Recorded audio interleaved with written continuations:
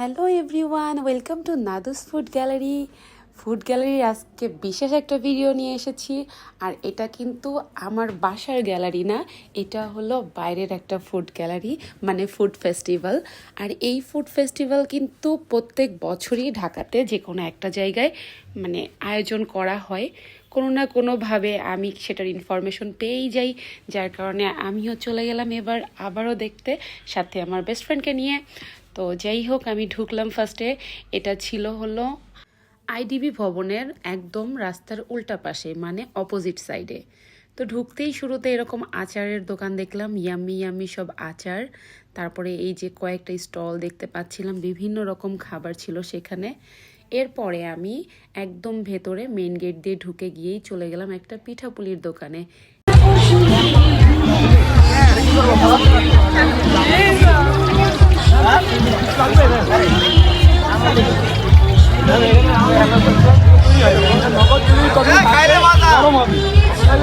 ভাইয়া, আপনাদের কি দোকান আছে?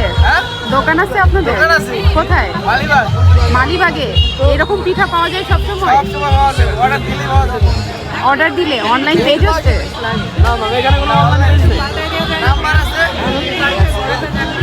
ঠিক আছে, তাহলে হচ্ছে কার্ড দিয়ে দেওয়া যাবে বা নাম্বার দিয়ে দেওয়া যাবে? মালিবাগে কোন জায়গায় দোকান বললেন? চৌধুরীপাড়া রেল গেটের পাশে। ওকে ভাইয়া। এই যে সাদা সাদা রঙের যে দুধ চিতই পিঠাটা, এটা আমাকে খুব অ্যাট্রাক্ট করতেছিল।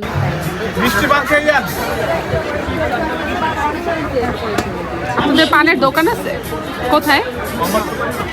মোহাম্মদপুরে কোন জায়গায়? শাহজাহান রোড। শাহজাহান রোড বলতে কি কৃষি মার্কেটের কোন সাইডে? ওই যে আপনার আমাদের গভর্নমেন্ট স্কুল আছে না, মোহাম্মদ তার সামনে মোস্তাকিমের কাবাব। আচ্ছা, ওই যে বয়েজ আমাদের রহিম কাবাব বয়েজ স্কুলের পাশে।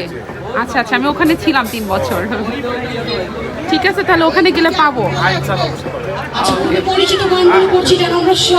এমনই সব মজার মজার মিষ্টি পান খেতে চাইলে আপনারা কিন্তু মোহাম্মদপুর বয়েজ স্কুলের পাশেই চলে যেতে পারেন। তো তারপরে এই যে কনসার্ট হচ্ছিল, ওটাও আমরা একটু কিছুক্ষণ উপভোগ করলাম। এরপর চলে গেলাম একটি আপুর কেকের শপে, দেখা যাক এখানে কি কি আছে। একটা কেক পারচেজ করলে তারপর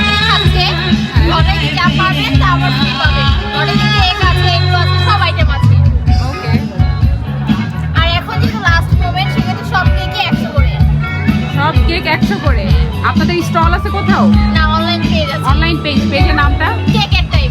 cake and time. Cake and time. ওকে।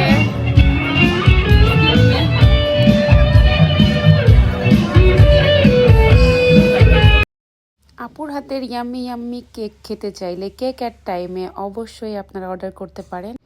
এরপরে আবারও কিছুক্ষণ ঘোরাঘুরি করে দেখলাম ফুড ফেস্টিভ্যালে আর কি কি স্টল আছে। এখানে কিন্তু মেয়েদের বিভিন্ন রকম অর্নামেন্টস, কসমেটিক্স সব কিছুই পাওয়া যাচ্ছিল। তারপরে ঘুরে ঘুরে আবারও কিছু খাবারের দোকানে গেলাম। ইউনিক কিছু স্টল দেখেছিলাম, যে খাবারগুলো সচরাচর সব জায়গায় পাওয়া যায় না। তারপরে আবারও কিছুক্ষণ কনসার্ট উপভোগ করলাম। আপনাদের দোকান কোথায়? আপনাদের স্টল কোথায়? আমাদের বাড়ি দিনাজপুর। আমরা দিনাজপুর থেকে এসেছেন? সভাপতি জেলা। আচ্ছা আচ্ছা, আমাদের পাবনাতেও এই পাপড়টা হয় আর কি। অনেক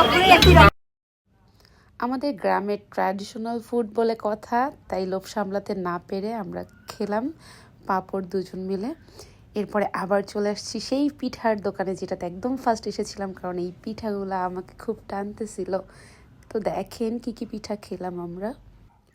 আমি আসলে যতটা এক্সাইটমেন্ট নিয়ে এই স্টলটাতে আবারও এসেছিলাম, এই যে সাদা রঙের দুধ চিতইটা দেখে, এটা অতটাও ইয়াম্মি ছিল না। তবে হ্যাঁ, যারা একটু ডায়াবেটিস পেশেন্ট আছেন বা সুগার মেনটেন করছেন, তারা কিন্তু চাইলে এই পিঠার টেস্ট করতে পারেন, কারণ এটাতে কোনো প্রকার সুগার আমি পাই নাই। এটা একটু সল্টি ছিল, আর একটু দুধ দেওয়া ছিল, নারকেল দেওয়া ছিল। আর এটা ছিল খুবই ইয়াম্মি মিষ্টি আইটেমের মধ্যে একটা পিঠা, মানে যতগুলো মিষ্টি পিঠা ছিল তার মধ্যে ওইটার নাম হলো রসরজা। ওনাদের কিন্তু মানে স্টল আছে, স্টলের অ্যাড্রেসটা আমি অবশ্যই আপনাদেরকে বলে দেবো। বা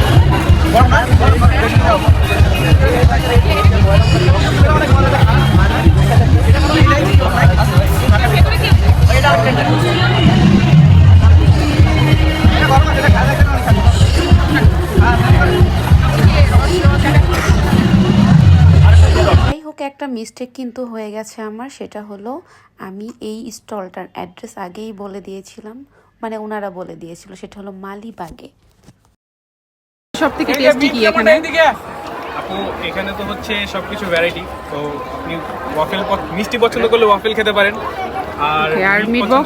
মিট অবশ্যই ভালো সব হবে। 100 টাকা। এটা কি আজকে শুধু মেলার জন্য নাকি না না, আপনাদের আমাদের স্টলেও? স্টোরেও সেম প্রাইস। Okay. তাহলে মিরপুর 14তে বলছেন।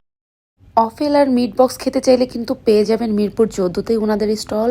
তারপরে আমি ওখান থেকে ঘুরে চলে আসলাম একটু রাইডে চড়বো দেখে, দুজনের জন্য 2টা টিকিট নিয়ে নিলাম। এরপর এই যে কিছুক্ষণ হাওয়াতে ভাসলাম আর গান গাইলাম মনে মনে, উড়ি উড়ি যায় উড়ি উড়ি যায় দিল কি পাতান উড়ি উড়ি যায়। সো গাইজ, আমি প্রায় শেষের দিকে চলে এসেছি ভিডিওর।